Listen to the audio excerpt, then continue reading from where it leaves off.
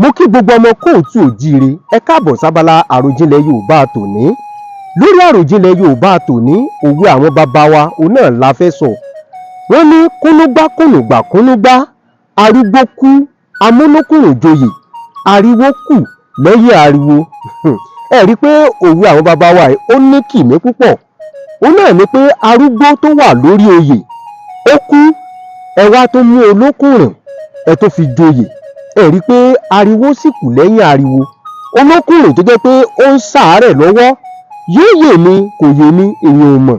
Nígbà tí arúgbó tó wà lórí oyè wá kú, ẹ wá tó mú olókùnrùn ẹ tó fi sórí oyè. Ẹ rí i pé ariwo kù lẹ́yìn ariwo. Nígbà wo wá la lè pa òwe yìí? Ẹ rí i pé ẹni tó wà nípò kan ó jẹ́ oníjẹgúdújẹrá, ẹ lé e kúrò ńbẹ̀, ẹ wá mú ọlọ́kànjúà olójú kòkòrò ẹ tún wá gbé e síbẹ̀. Ẹ rí i pé ìkan ò ṣẹ̀kan nínú àwọn méjèèjì.